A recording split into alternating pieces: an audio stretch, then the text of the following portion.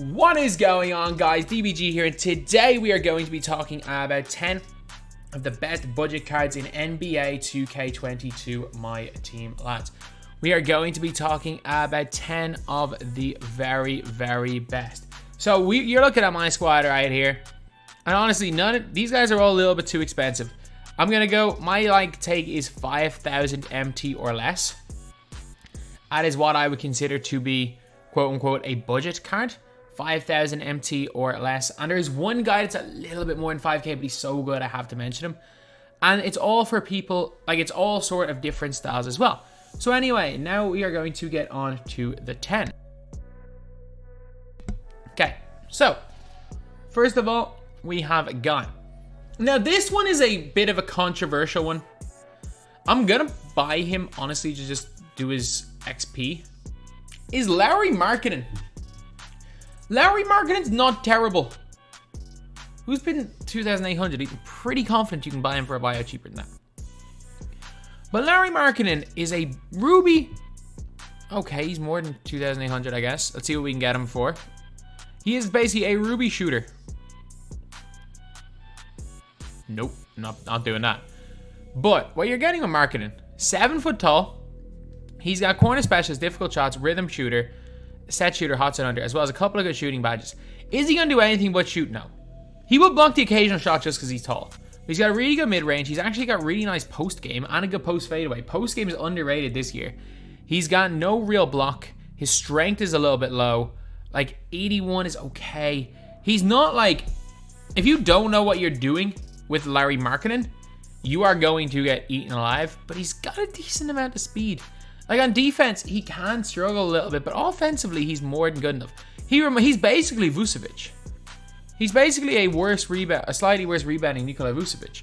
And I don't think Vucevic is bad. Again, he's got that set shot 18, which is the Vucevic release. So he's a little bit cheaper than Vucevic, a little bit better, and he does a couple of things. Again, if you're just looking for a shooting big man, there's not that many guys that do much better than Larry Markkinen, honestly. There really is not. So, yeah, anyway, after that, we have got the guy that's a little bit over 5k. I saw him for a 5.4k when I was making his list, and it's JoJo White. So you're seeing JoJo White here around 10k, and all of a sudden he's just dropping in price. Okay, so the one was bought, but he's 6.3k right now. Man, JoJo's comparable to Kyrie. He really is. JoJo is without question comparable to Kyrie Irving. I'm not saying that everyone's going to think that JoJo's better than Kyrie. I'm not going to say that everyone's going to think Kyrie's definitely better than JoJo, but there's a comparison there. With JoJo White, you've only got 4 silver badges, but you look at the bronze badges he has. A lot of badges are good to have. Having a lot of badges on bronze are really good. But he's got pickpocket, pick dodger, circus threes, limitless spot up, chef, quick first step, stop and go, stop and pop. He's got ball stripper as well. 6'3". Paul George base. 85 mid, 84 3. He's got a driving dunk. It's good enough that he will dunk. He's got an 89 ball handle. Also got a steal or a perimeter defense rating of 89. 70 interior is really good. 70 interior is really, really good for a post player. For a point guard, sorry. Really good speed of 88. He's got that 85 lateral as well. So you can legitimately make the argument he's better than Kyrie Irving. Not offensively, but you can make the argument he's overall better. Dude's 6,000 MT. Dude is 6k. He is a no-brainer to pick up. And then if we're looking at some cheap point guards, I think this guy is a really good option. So I was looking through a lot of Ruby point guards, and let's just go out of JoJo White here. And if you're looking at Ruby point guards, obviously Dame is Dame, but he's not cheap. Position point guards. Dame's brilliant, but then Mike Bibby's that little bit expensive. You're looking for the real cheap ones. You're looking at the Freddie Lewises, the Muggsy Bogues, the Gus Williams, the Isaiah Thomas. Even a World B. Freeze kind of expensive. So I really wouldn't go looking at that tier. But this dude right here, for his price, is fantastic. Mike Conley. You're paying less than 2,000 MT a lot of the time for Mike Conley. And what Mike Conley gives you is just a solid point guard. He's a little bit small at 6'1", but he's got a decent wingspan. But again, what you're getting with Conley is you're getting 8 silvers, including pick dodger, lucky 7, which is one of the most broken badges in the game. If you shoot the ball early in the shot clock, you're sorted. He's got bailout on silver. He's got catch and shoot on bronze, glue hands on bronze, clamps on bronze, downhill, quick first step. Everything except the range badges are basically perfect. He's got base 22, which is a good release, decent 3-ball. He's got not a great driving dump. He's a decent ball handle, good perimeter defense, good speed, great lateral. And like Conley, is he Kyrie good? No. If you're asking me who's better, Mike Conley or Paul Silas, give me Conley. Conley versus Trae Young is a debate. Conley versus Graham. Conley versus Monte Morris. Conley versus Maxey, Kevin Johnson. These are legitimate debates. So I'm honestly gonna put Mike Conley in here at on this list. Then when I'm looking at two guys, I really couldn't find any. Like there's the normal, like there are these guys, like we all know about these guys. These are the best three, by the way. These are the best three, by the way. Theme. I don't even think theme works anymore. Because like if you type in MyTEAM base set, all just colossal cards come out. So like these three guys are just no-brainers. Anthony Edwards, Jalen Green, Michael Porter Jr., and Cade Cunningham. These four guys are no-brainers, lads. You've got probably the best cheap power forward in the game. You've got Jalen Green is probably the best cheap two guard in the game. And they're all in their 2000 MC. Anthony Edwards, who's solid. Anthony Edwards is not quite as good, but he's solid. And then Cade. For some people, Cade's their favorite. For some people, Cade's their least favorite. Of these four guys right here. The way I would go Jalen Green 1. I'd go MPJ 2, Cade 3, and Anthony Edwards 4. But, yeah, so for Anthony Edwards, you're getting is a 6'5" point, or two guy / small forward. You're getting that posterizer badge, which is a quite decent badge. He's got silver glue hands again, so he's not going to be dropping the ball. He's got bronze mismatch expert. Yeah, it's only on bronze, but still he can shoot some crazy, crazy shots. Mismatch expert is basically blinders from last year. You can just shoot anything. It's like blinders combined with Deadeye. If you have a taller player near you, you just shoot, and it's green and it's not going to be a contest. Quick first step on bronze as well. He's got decent, as far as I'm aware, dribble sigs. He's got a 79 3-ball. He'll hit when he's wide open, base 80. 95 driving dunk. He's got 86 speed. Lateral's not the greatest, but he's a really, really good card, especially for the 1K MT. For MPJ, you're getting a 6'10 post player who can shoot. Or 6'10 power forward who can shoot. There are not many of them guys. There are really not many of those guys. Like, you can get Siakam's a little bit better than him. Siakam's more expensive. Draymond Green's better than him. Draymond Green, you have to complete Dom.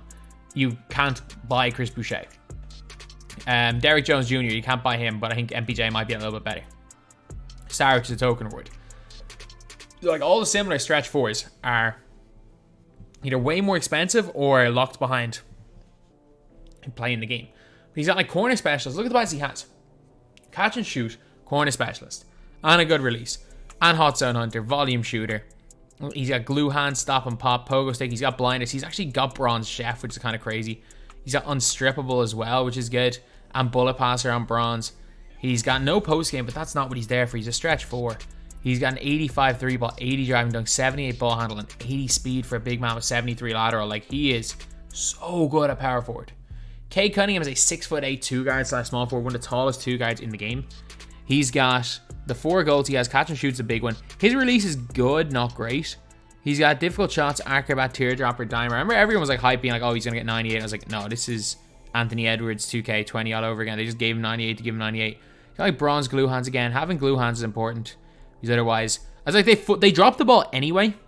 Like, players drop the ball nonstop anyway. Like, even with glue hands. So obviously without glue hands, it's gonna be really bad. But an 81 3-ball.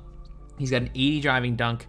He's also got 86 ball handle, 75 perimeter defense, 83 speed, 83 sweep ball, 83 acceleration, 80 lateral quickness there for Cade Cunningham.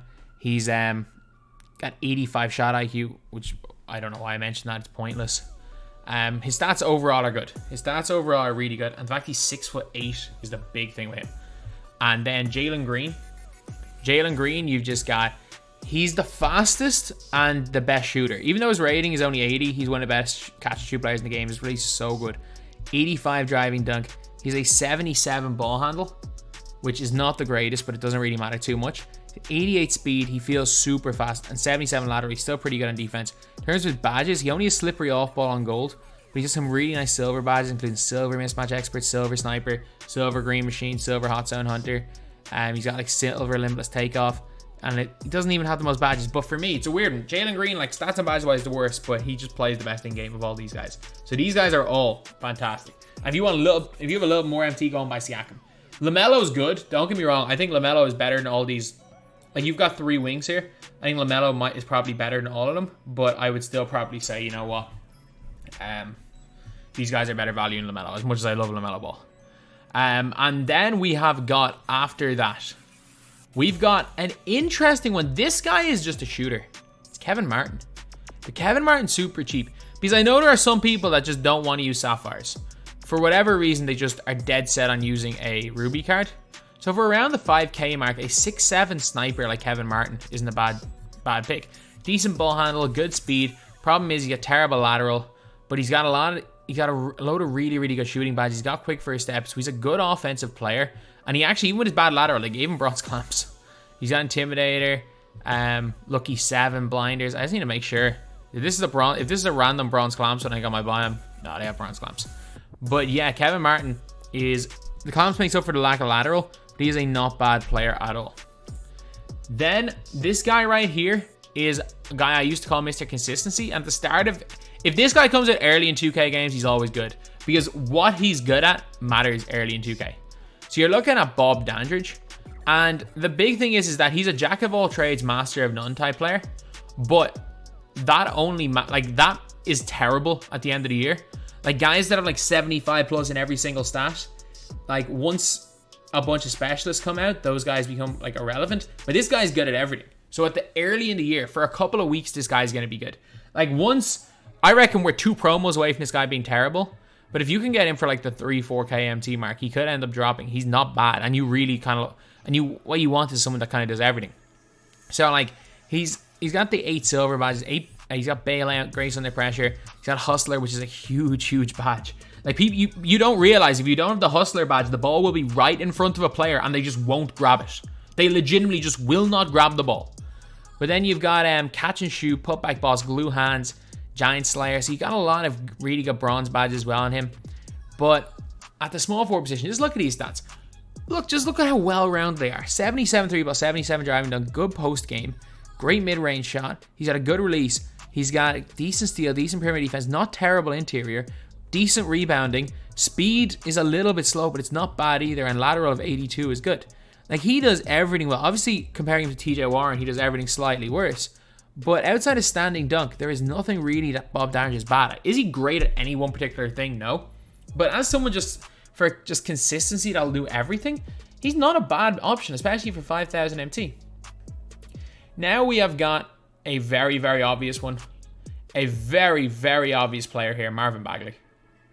Marvin Bagley, you can get him for less than 2,000 MT. This guy's unbelievable. He's one of my favorite centers in the game. Like, he got brick wall, box, pogo stick, back down punisher, grace under pressure, hustler. He's got silver post spin technician, which is such an important badge in the game this year. Like you don't understand how important being able to post spin people is. He's got hook specialist on gold, hook specialist on silver, posterizer on silver. And again, 6'11", really good player build, good in the post, good post fadeaway, good 3-ball. Mid-range is a bit lacking, but he can hit the wide open 3. He dunks it on people. He blocks more shots than 56 would suggest. He's not a great shot blocker, but he blocks more than you would expect with 56. I'm trying to think, does he have any of those badges actually? Because I'm trying to think about why he blocks more shots than he should. He has pogo. He's pogo, I guess, because you can just spam triangle. But he's blocked a ton of shots for me when I've used him. He's got really, really good speed for center. Not great lateral, but offensively, this guy is fantastic. One of the best centers in the game. He does different things to Markkinen, but Markkinen's more of a shooter. He's more of a kind of like fast big man. But they're both absolutely elite players. So we got one more. We got one more player right here. And this is a guy that everyone talks about. This guy right here. It's not him. But everyone talks about Artis Gilmore. Everyone talks about Gilmore being this absolute god, this unbelievable player. He's just too big. Like, people are talking about him like he's just better Kareem Abdul-Jabbar. Personally, I think he's worse Kareem. I don't know why. I just think Artis Gilmore's worse Kareem. Like, if you look at Artis Gilmore's stats, like, I get it, he's got 50 speed. I get he's got 50 speed. There is a better player than him. Dikembe Mutombo. And then there's a budget option for Dikembe. So if you want to play around the 8k mark, 7.5k mark, go for Dikembe. If you want those that big body. Because for me, Dikembe blocked more shots, a better player build than Gilmore, and has also got 49 speed and better lateral. But this guy right here, people aren't talking about him. Whatever about Demantis or Arvydas Sabonis. Like, Arvydas Sabonis is kind of expensive. Like, he's around the 5k. James Donaldson is under 2,000 MT.